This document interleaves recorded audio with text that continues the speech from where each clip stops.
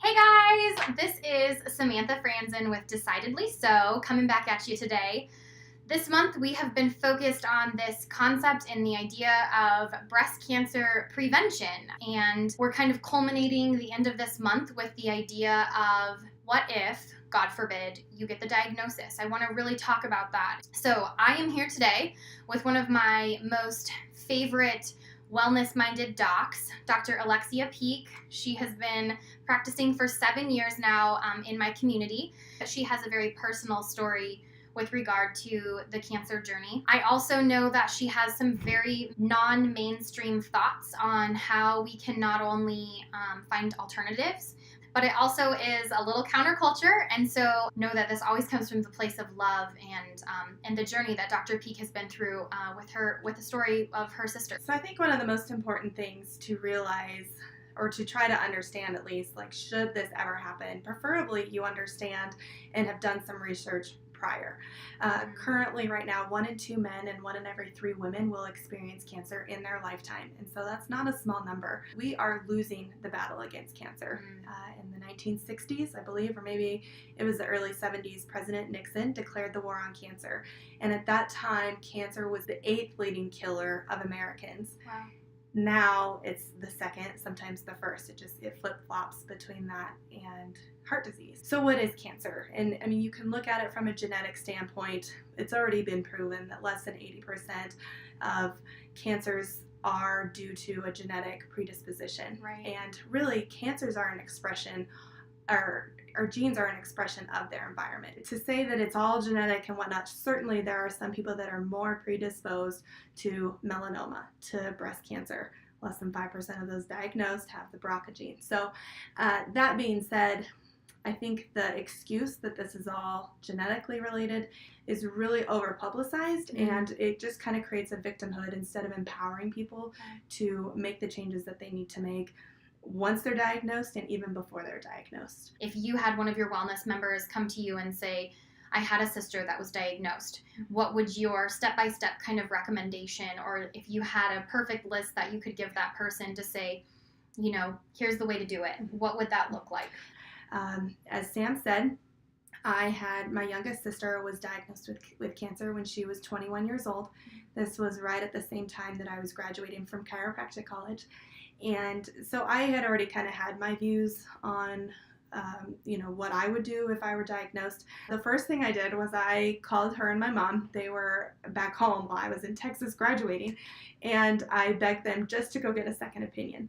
And I filled them full of all of this information that was never heard. So that being said, the number one thing that you shouldn't do, should a family member or a loved one get diagnosed, is to call them up and tell them all of this information that you know and try to convince them of all of our crunchy ways. And I think all of us have a tendency to make that mistake when you do have access to different information. You want to share that with people, but that's sometimes the right timing in the right place, that it's not right when someone is diagnosed.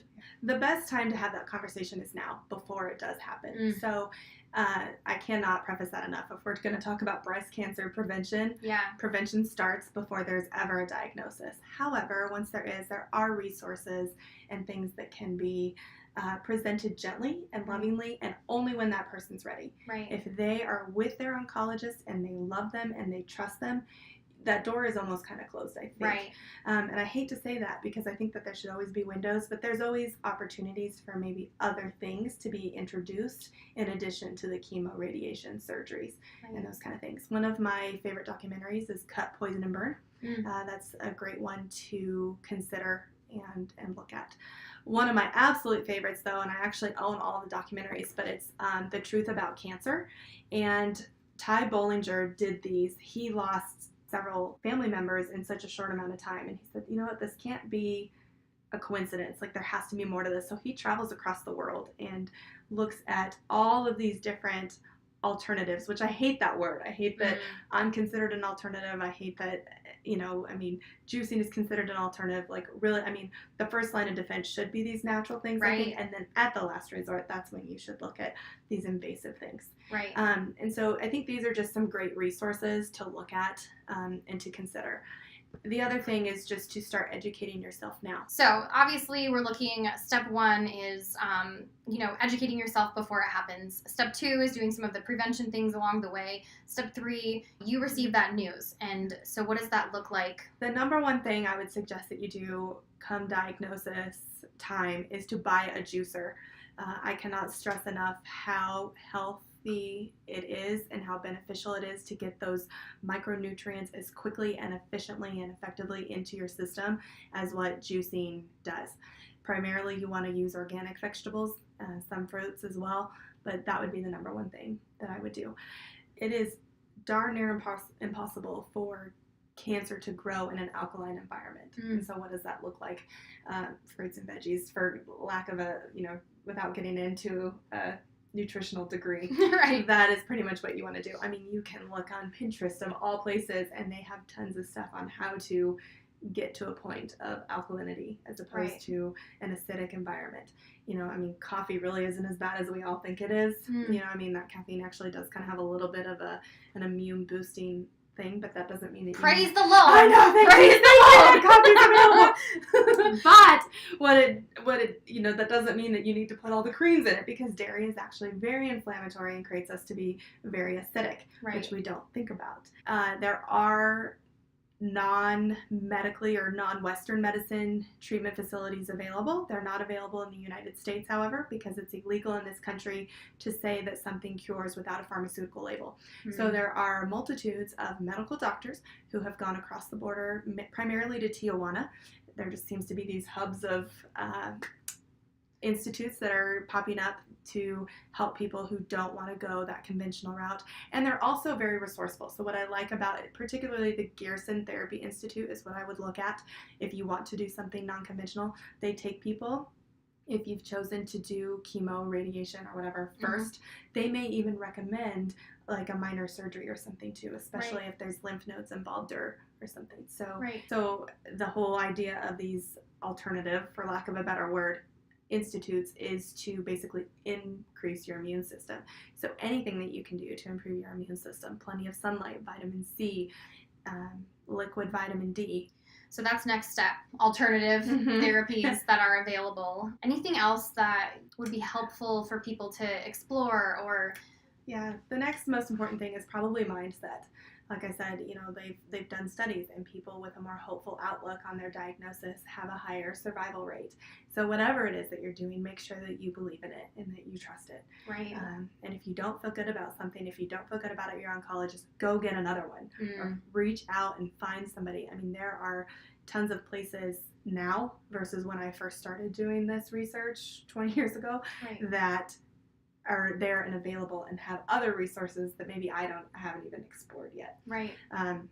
So I would start with the Gerson therapy. I'd start with the truth about cancer. There is an astronomical amount of information in those, and then you can kind of see what fits. Some people are open to CBD and marijuana and those kind of things. Right. Some people are, I'm not doing that. Right. Fine. Then there are other options. There are other anti-inflammatory, immune boosting supplements, practices that you can do. But also mindset, like I said, so things like meditation, a gratitude journal. It's really hard to fight cancer if you're also fighting your job or fighting in your marriage or struggling with your kids. Right. So get that in alignment too, and cancer becomes a much easier, for lack of a better word, but becomes more able to be tackled than if not. I know that when we were initially talking, there was also some sort of a test. Yes, I always have to look this up because I don't know why, but I've given this to less than a handful of my patients, and nobody has had a positive test.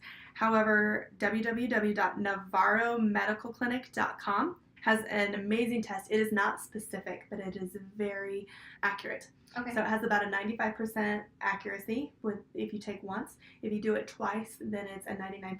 So 1% might give you a false negative. Right. So if I ever felt a lump or something unusual, instead of going and getting a mammogram, which is full of radiation and is going to increase the chances of spreading anything or increase my odds of getting cancer, instead of doing that, I would take this test. Okay. That's just me. I'm not making that medical claim to anybody to do that, but that is an option to you should that be something that you want to explore. That's awesome. Yeah. And maybe we'll drop a link in the comments section so that it will be a little bit easier to find. We talk all the time about knowing better and doing better here on Decidedly So. And part of this process of education and empowerment is giving people a knowledge base so that they can potentially make different decisions. This may or may not be the right avenue for you. And if it's not, I respect that and I totally understand. And I know that Dr. Peake does as well. But for those of us that are seeking out maybe some of those different options that might be available, I feel like this is such a really helpful talk. And so I just appreciate you so much